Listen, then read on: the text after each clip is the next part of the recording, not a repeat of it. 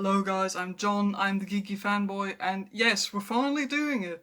I promised to do it like 6 months ago, even more, that after the series finale of Mr. Robot, I would go back and rewatch the episodes and give you my thoughts on it in a sort of retrospect review sort of way. And this week we're finally doing it because this week, actually yesterday, was the 5th anniversary of Mr. Robot. So 5 years ago, the first episode came out, and I thought, why not finally do it now? It's not that I'm exactly that busy at the moment, so yeah, I finally sat down to start my rewatch, and of course, we're starting with episode 1 titled Hello Friend. And obviously, spoilers, lots of spoilers. Like I just said, the series is 5 years old at this point, and this is sort of meant in a, yeah, like I said, retrospect sort of way where I'm rewatching the show from the point of view of someone who now knows how the series ends and knows the secrets and so on. So I'm kind of able to pay a bit more attention to some details in the background or stuff I missed before. So this is actually my first time going back to rewatch the series, so I haven't seen anything from series 1 to 3 since the first time I watched it, which was March of 2019. So it's been over a year since I've seen these particular episodes. So there are going to be a lot of interesting things. Like, I'm just going to babble a bit about what my thoughts were while we watched the episode. Yeah, thoughts on characters and things that happened. So let's jump into it. Just in general, I think this first episode might be one of my absolute favorites in the entire series, because I remember watching it for the first time and it took me about 20 minutes. Like 20 minutes in, the first time I watched it, I was like, I'm gonna love this show so freaking much. And I think it starts right away with the opening. I love the opening so much when Elliott's narrative sets and we hear his words, "Hello, friend," before we see anything. It's just like black screen. We hear Elliott talking to us, and I already mentioned this back in the day when I reviewed the first season. I'm a huge fan of like this meta narrative level, breaking the fourth wall, and all that. And when I watched this show for the first time, and the first episode starts right away with this opening narrative, I was like, oh, I already love this so much, because Elliot directly addresses us as the viewer, and we're sort of like in his head as a character in the show. And I'm a huge fan of that as an idea. And I always liked a lot how they developed this narrative style throughout the show. And I think with this opening, you just right away know what you're gonna get. And yeah, I just love this little opening monologue you get. So then one of the first scenes we get, which I think is done quite well, is we get the scene at the cafe right after Elliot says, "I think now people are following me," and we jump back to the cafe where he talks to Ron and exposes all the bad things Ron has done. And I think this is quite an interesting dialogue scene, because you get, I think you get who Elliot is just by watching these like first 5 to 10 minutes.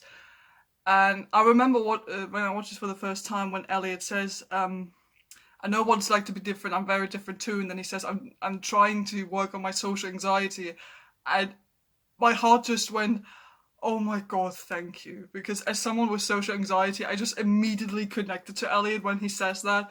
And I think you can see this so well throughout this first episode, especially how well they portray social anxiety, I think. Because people don't really always get what social anxiety actually means, what it entails, and like a lot of people, or media especially, just seem to think, it's being shy and we don't like talking and that sort of stuff. But I like how you actually get examples of this throughout the episode. Like when he mentions that he just wanted to go to Angela's birthday party, but instead did something else. And you have this scene later where Krista, I think, asks him, "Did you go to the party?" And you see him standing outside the venue, looking into the party and thinking, "I actually do kind of want to go there, and I promised my friend I would come." But then you just get this last moment of I'm not comfortable with this, because you just see how many people there are, how loud it is, and like those men come out, and like Elliot tries to hide away, and that was a moment where I thought, this is so relatable to someone like me, which goes to show how well this show portrays mental illness in general, as we will also see in the upcoming episodes. But especially with the social anxiety here, I was like, they are actually trying to portray this in a very realistic way where I can actually relate to this character.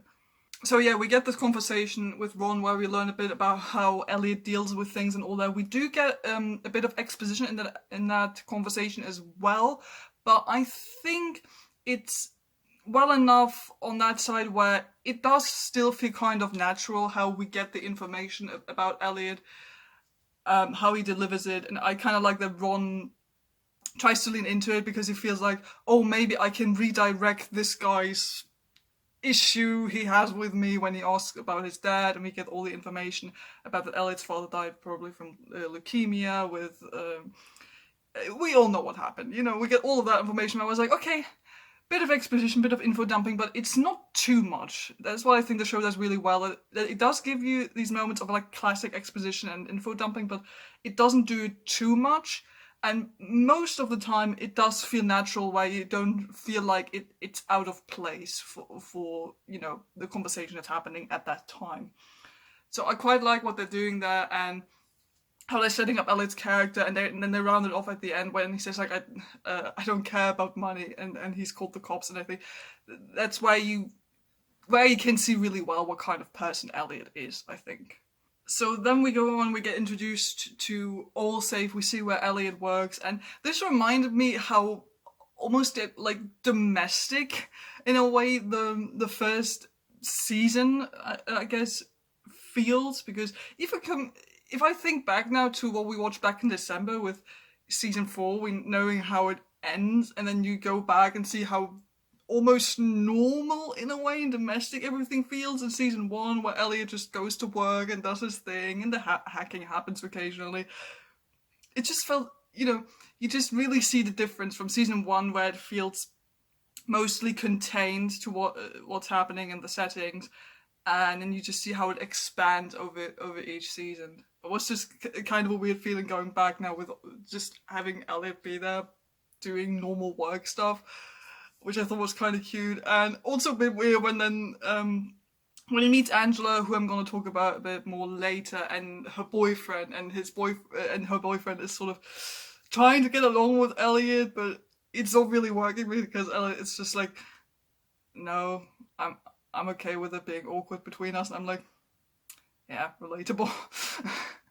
I just thought that was kind of funny, and then we go to Krista. We see Krista for the first time.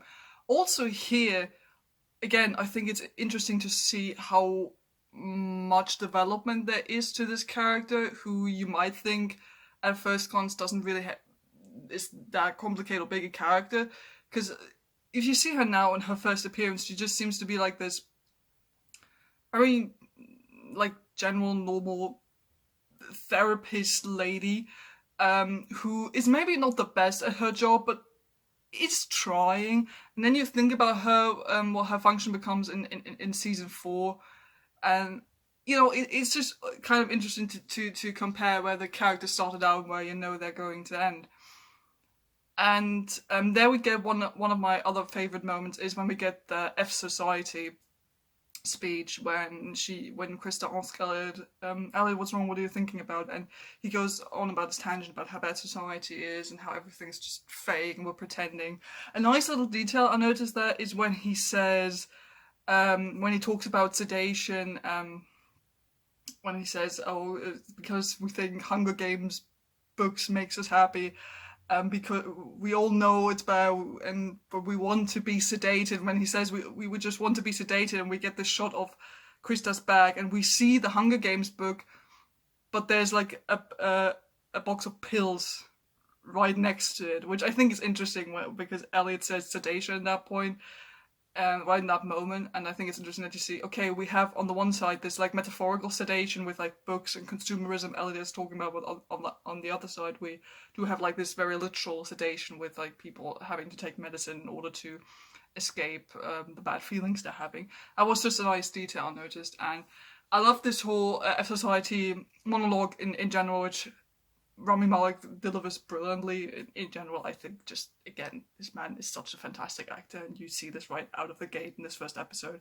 And I like how this monologues gets resolved, because I like it when it happens, when just something it happens inside of the character's head, and we can listen to it, we know what's happening, but then the episode jumps back, and we realize, oh, Ella didn't actually just say anything, it just happened inside his head, which I think is quite interesting, because once again here the show uses this narrative of us being able to hear Elliot, and he's able to tell us things and is able to communicate with us, but isn't necessarily something that he tells to the outside world, but we are inside his head and we know what's going on. So I like how they resolve that.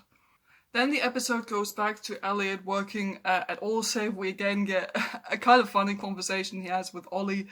Olly is his name, right? Angela's boyfriend? I hope I'm not mixing that up right now. Yeah, Angela's boyfriend. We get another like kind of funny conversation with him, and I like that Elliot explains to us that he hacked him, which was quite easy, and he says the likes on his Facebook page are George W. Bush, Transformers 2, and I don't know, some super mainstream douchebag music. And he says, do I have to justify myself any further? And I think that's such a good burn, I think. Also because you know exactly what kind of man Angela's boyfriend is. He's just a generic, good-looking twat, basically, who on the surface seems to be like this kind. He's a nice guy, he is a nice guy, also in a really, really super annoying way. It's just like, you know that he's sort of trying, and you think if we weren't watching this from Elliot's point of view, he might actually be just a normal, nice dude, but he isn't, and it's just awkward, and the entire time I'm like, just leave Elliot alone. No one wants anything from you, just leave everyone alone. And then I noticed there is a nice transition from that scene with Olly to how we get to E Corp, to Evil Corp, when Elliot starts talking about it's not like he says it's not like Angela's boyfriend, it's one of the evil people, it's not like he's that bad of a person. And then this monologue very smoothly, I think, transitions from evil people to who he really thinks is evil, and we see the Evil Corp people come in with Tyrell and everyone else, and he starts talking about Elliot starts talking about who he really thinks evil people are, and he talks about E Corp, who he calls Evil Corp, and so on, which I think is a rather nice transition in dialogue. Well, monologue.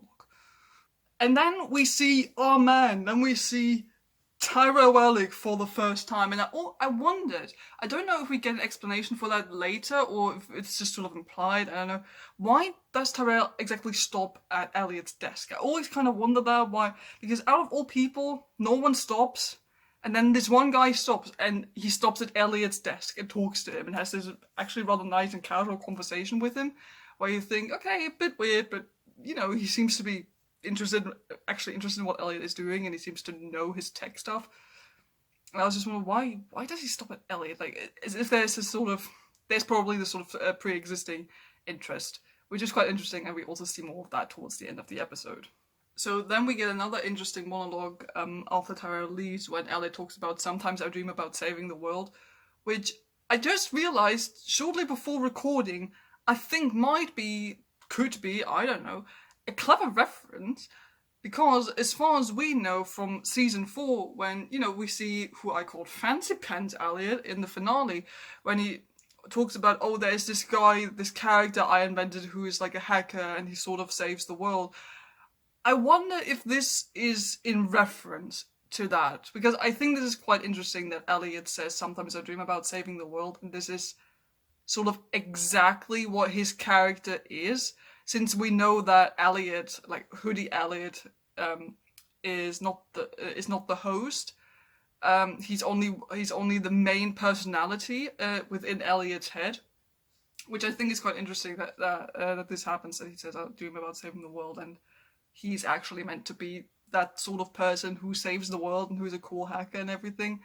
I think it's quite interesting if you think about it in retrospect, and that monologue goes on to another scene, which when I watched it for the first time, also now really hit close to home when we see Elliot during the monologue going home, and he talks about loneliness, which really got to me when he says, "I hate it when I can't hold in my loneliness," and we see Elliot just huddled in a corner crying like really hard, and he says, I don't like, I don't like it when I get this sad. I don't like when I get lonely or this lonely. This crying has been happening so often every other day now.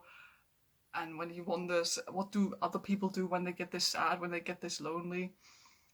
And this is just really close to home, at least for me personally. It was another one of those moments when I watched it for the first time that I felt that I'm watching something that to me could become very, very special, because it just has this main character who is very relatable to me. Um, since I also often, due to my mental illness, battle with this feeling of loneliness, which might be due to my me having borderline personality disorder. Who knows? But yeah, especially like this deep feeling of loneliness is something that I also deal with a lot. And when I watched this scene for the first time, it was just so freaking relatable to a degree where I watched it and I was like, "Don't cry now. It's just fiction. It's not happening to you." But I just think this just goes to show how well written Elliot is as a character, especially in regards to his mental illness, where people like me who battle with similar things just feel like they can relate to this character because he's so authentically and well written.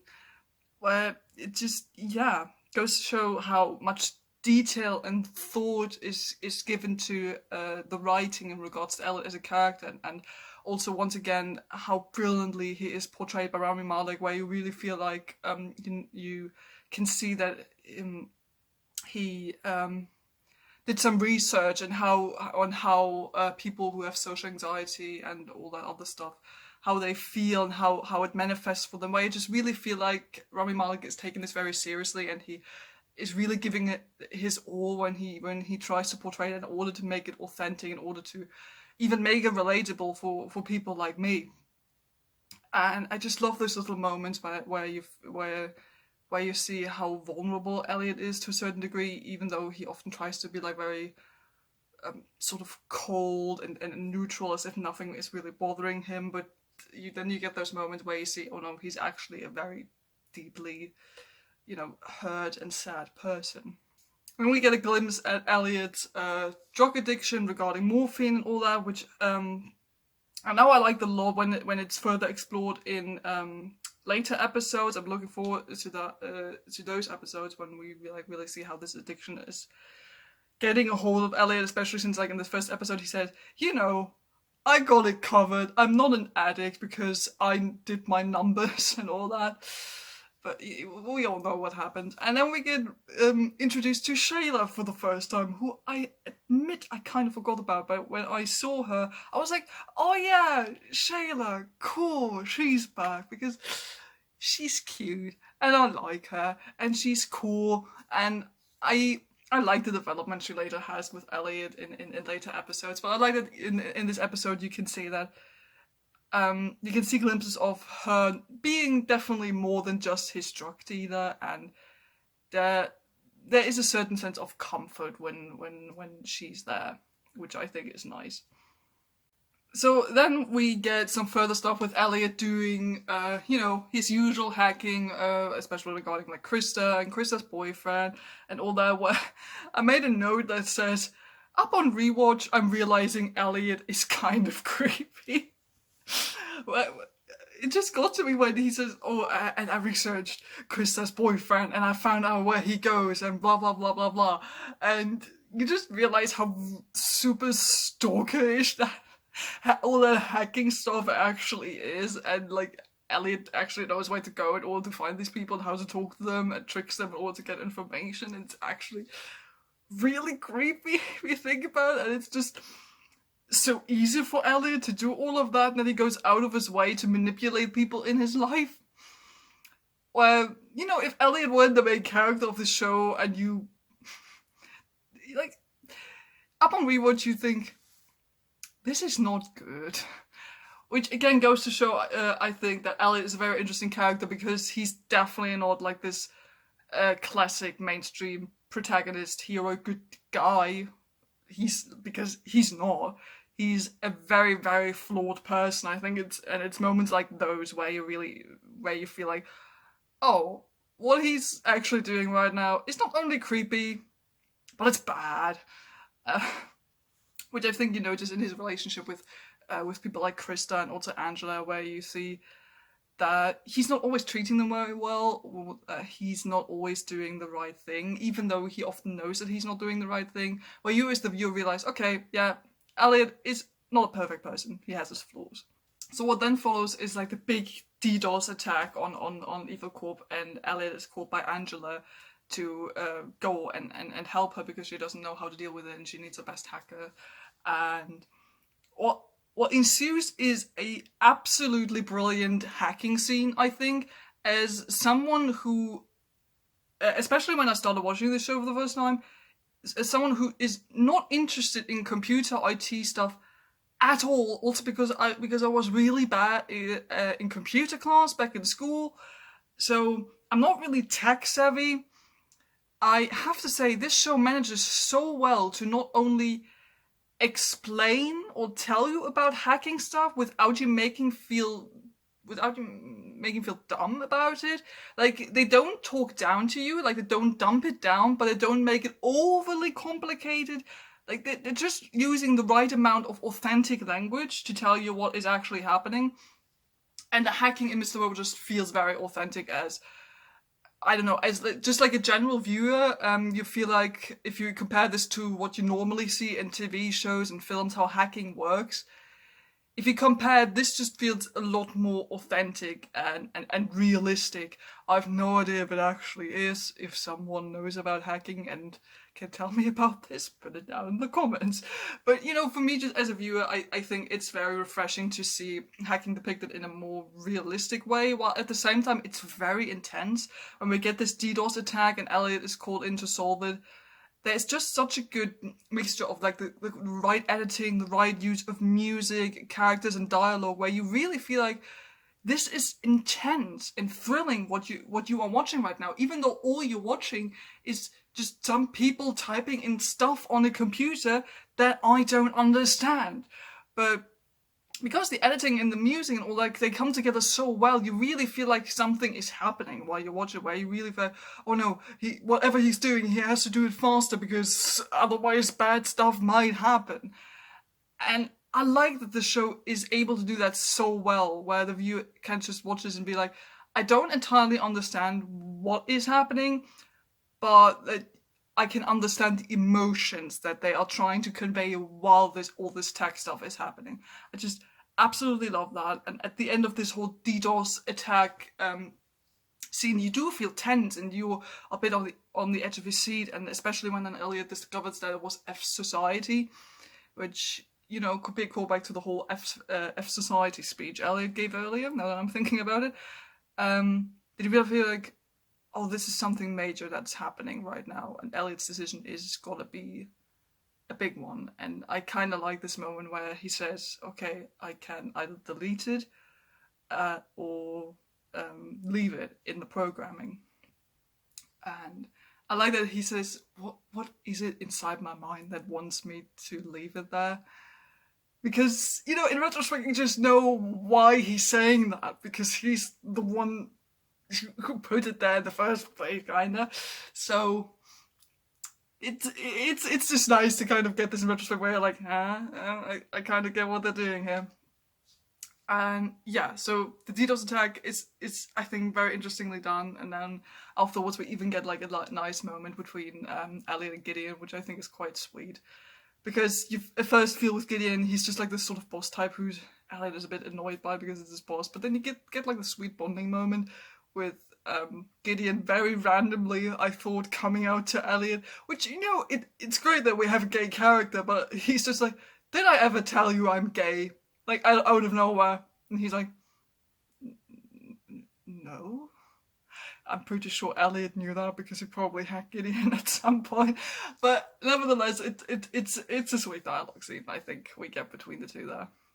Okay, what I now want to jump to is that we eventually get Mr. Robot approaching Elliot at some point after he left the F Society programming inside the other program. You know what I'm talking about. And Mr. Robot has been cropping up throughout the episode once or twice before, but Elliot thought it's just like some hobo or weird hallucination he's having, which again, in retrospect, makes me think, what is actually happening when we see that? Like, the first time we see him is on the tube, where Mr. Robot just is like, hey, exciting time we're having, and Elliot's just trying to, like, ignore him. And then we see him a second time, where Elliot is, like, just on the street trying to hide from Chris's boyfriend, and we see Mr. Robot trying to collect money from, like, two businessmen who seem to sort of kind of acknowledge him that he's there, but not really. So you're just sort of wondering what is actually happening in those moments, since we know Elliot is Mr. Robot. Like, what's actually happening? Is Elliot just having delusions at this point, hallucinations? Is he just thinking that he's seeing that person, or is he actually Mr. Robot in some of those moments? We don't know. And I like that I don't know, because it makes me think about things. And yeah, we get Elliot on the tube, and Mr. Robot approaches him saying, come with me, if you left the thing in the program, you can come with me and I'll show you what all of this F Society stuff is about. And Elliot hesitates, but then follows him. And we get this conversation with them on a tube station. And I thought it was interesting that Mr. Robot starts talking about his dad, what happened with him, that he was like a thief and all that. And it just sort of made me think, because I was wondering, okay, Mr. Robot is Elliot, and Mr. Robot is a manifestation of Elliot's real life father. When Mr. Robot is talking about his father, is Elliot talking about his real life grandfather in that moment? Which would be interesting to think about, if this is just something he knew about as a kid. Like, did he know his grandfather as a kid? Is it something he heard from him, or is it something he heard from his dad? And he's just like recalling what's happening. I just think that's kind of interesting, because it's stuff you don't really notice or don't really think about the first time. But if you know that Mr. Robot is actually Elliot, you start to wonder what certain dialogue lines actually mean, because you're wondering, where does Elliot's mind get certain information from, or what is he actually referring to? So yeah, we get to see where F Society, where the whole hacking happens. We get our first glimpse at Darlene, who doesn't really do that much in the first episode, but you know, just as a rewatch, you're like, yes, my girl. And we even get this very interesting little moment where Elliot comes to F Society, tries to talk to her, and she's like, mate, when are you finally gonna do the thing for us? Just like, stop being lazy, do the thing for us. And then she just leaves and calls him a dickhead, I think. Which again is a very clever moment where, in retrospect, you realize, oh, this is why you see that Darlene actually already knows Elliot, and they have a previous connection. That is why she's talking to him as if they've already met, especially since, you know, Elliot is Mr. Robot. Mr. Robot has been establishing this whole hacking F Society thing, so Elliot was there theoretically. So it's just a nice little hint where you see, okay, something has actually already happened, and Darlene already knows Elliot, but Elliot is like, why is she being so mean? And Elliot is not quite there yet, because we don't know in that moment what's going on.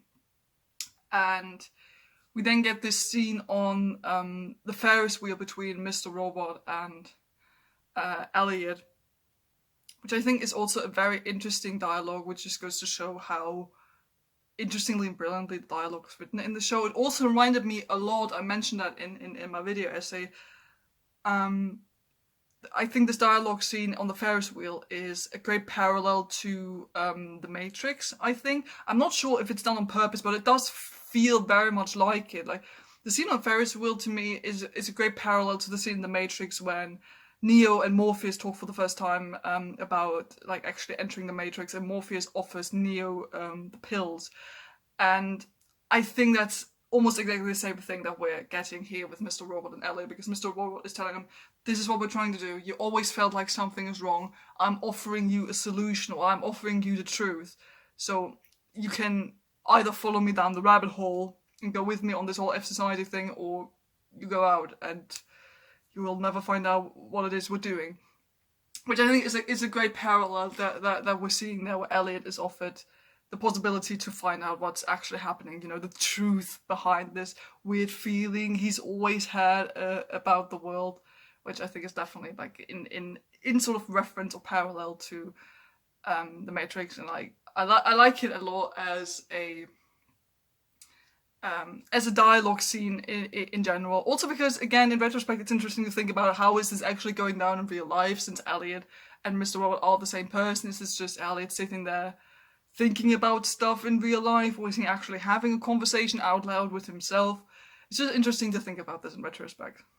And what I also noticed about this dialogue, just another thing, is it basically tells you exactly what is going to happen from now on. Since he talks about, we are going to take down Evil Corp, who holds 70% of the credit consumer industry or whatever, and we're going to do the biggest redistribution of wealth in all time. And this is exactly what happens towards the end of season 4. Like in these 5 minutes of dialogues, you are exactly given the whole premise of the show is just given to you, which I think is interesting to see in retrospect how this develops from where it starts to seeing how it gets there in season 4, because we do get this redistribution of wealth, but it takes 4 seasons to do it. And I just like that this dialogue sets out, this is what this show is going to do. This is what the story is going to be. It's going to take us a while to get there, but we're all out in the open. This is what we're going to do. This is what the show is going to be about, and you're going to help us do it. So then he gets told that he's just supposed to put the information of, I think his name was Colby or something like that. One of the leaders of Evil Corp, that Elliott's supposed to put his information on the data, that so it looks like the Evil Corp guy that was involved in the whole hacking incident. And Elliot at first is not really sure about it, if he wants to do it. And at first it seems like he wants to rat out Evil Corp to the police. But again, there is something where he's like, I'm not really sure if I want to do that. And I like that we get this hint there where he looks at all the information, how the gap between the rich and the poor is getting bigger, and he even looks at Angela's student debt, and we see that he gets sort of this incentive that he might want to do it for her. And I'm going to talk about Angela a bit more in a second, don't worry. And then we get the scene where we have the big board meeting with all the Evil Corp people. Elliot's there, Angela's there, Gideon's there, Tyrell is there, the guy who I think is called Terry Colby or something is there, who is being a real proper sexist wanker in that scene. Like, wow, could it be any worse? The way he just immediately dismisses Angela, and whew, it's bad, folks, it's bad. And I just love it how you see in this moment this switch Elliot has, because at first he's like, okay, got the information on F Society, gotta give it to them. But then this moment happens, and he realizes, oh, this guy is a real twat. Well, he's got to pay for what he did to my friend, who I have a crush on. And nice hint there, because I didn't actually think, I don't think I noticed the first time. Tyrell actually notices what Elliot's doing, how he switches the envelopes, and you just see Tyrell for a couple of seconds noticing that Elliot is switching envelopes. So I think that's a nice hint there. Okay, and then a couple of minutes later, we do actually get a scene with Angela, which I thought was interesting, when, you know, she doesn't really want to talk to him. She hasn't talked to him in like for 3 weeks or something. And then they finally have the conversation, and she's angry with him because she didn't want him to stand up for her, and wanted him to let her lose that fight or whatever was happening. And I realized, okay, I disliked Angela from the very first episode. I don't think that's a secret at this point. I'm not really a huge fan of Angela as a person. I think she's a very well written character. It's just like as a person, I don't really like her. And because in that scene, for example, I don't think she has a legitimate reason to be angry with Elliot, at least not for so long. Like, I get it that it was a very embarrassing moment for her, and it was awful what happened to her. But it's not really Elliot's fault that that happened. And then he tried to help her, like he tried to provide information and like back her up. And like, how was he supposed to know that she didn't want that in that moment? Like, he was just trying to help. Like, for once, Elliot decides, okay, I'm going to speak up and do something and not stay silent. And then she's like, I didn't want you to do that. Why did you talk? And I just feel like, yeah, I get it why she's upset about it in that moment, but I don't feel like it's a legitimate reason for her to be angry with him for over 3 weeks. I get it, she's embarrassed, but I don't feel like she has the right to really blame him because, like, he was just trying to help in that moment. Like, what else was he supposed to do? And then she doesn't talk to him for 3 weeks. Like, what the hell? And especially since it's in this first episode, she always goes on about how she does want more communication from Elliot, and I get that it's a legitimate worry for her or complaint for her that she wants him to do more stuff. Like when he says, "I'm coming to your birthday party," but then he didn't show up. I get why she's upset about that. That I think is a very legitimate complaint. I get that, but I just feel like she always seems to be in this position where she feels like she can demand answers from Elliot when he doesn't have to tell her anything. Like, she gets so upset about it Elliot doesn't tell her about certain things, or where she's like, oh, you're hiding again. It's fine, don't tell me. Like, it's just always this hint of passive aggressiveness if she's upset about him not telling her stuff, which I get can be a bit frustrating, especially since I guess she's his best friend, but it's not like Elliot has to tell her. Like, she can't really demand answers from him, which I can understand is a bit frustrating maybe for her, but I don't really think she has the right to claim that.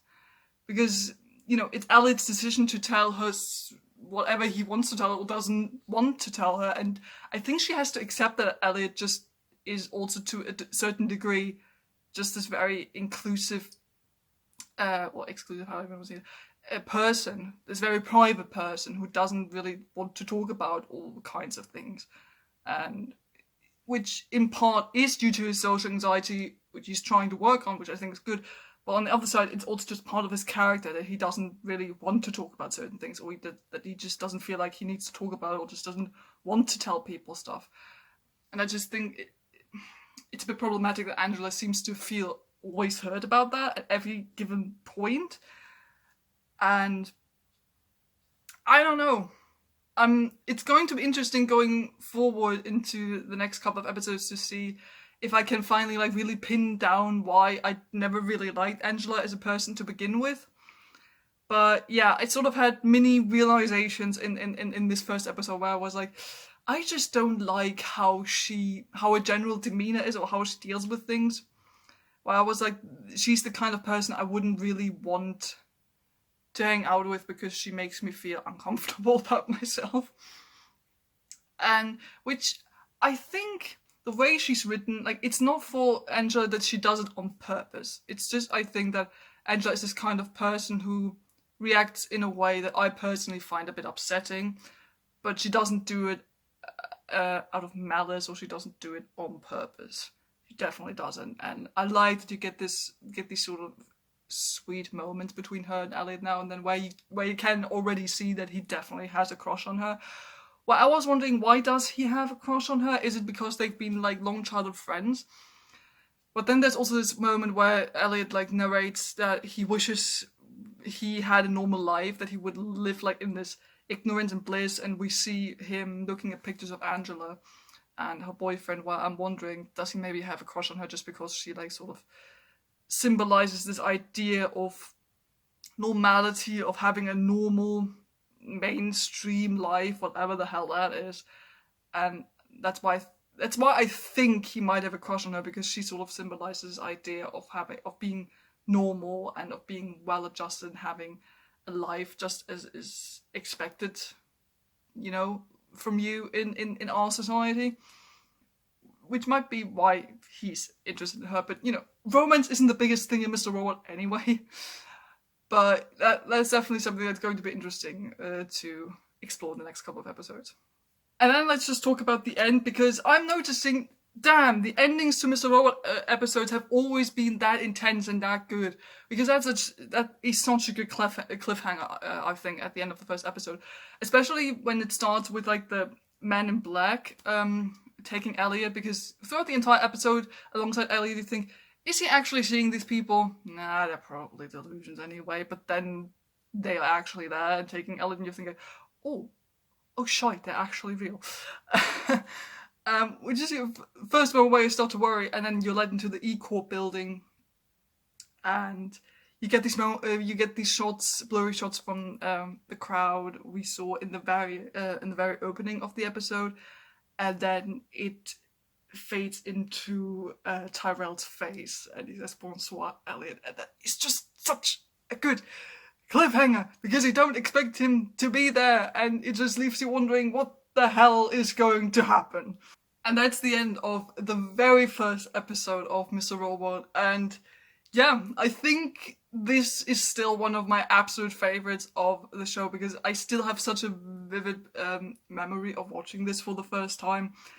And yeah, I just remember watching this last year when I first saw this and thinking, this is so well written and so brilliantly acted by basically everyone involved. And to me personally, it just felt like a show I had a very deep connection to immediately, just because Elliot was such a relatable character to me, and he's so well written with so many nuances and details, and you just feel like there's a lot of heart and detail that goes into the writing of the show. And you can already see how the show tries to be a bit different, tries to play around with narratives and, on a meta level, and trying to break the fourth wall and all that.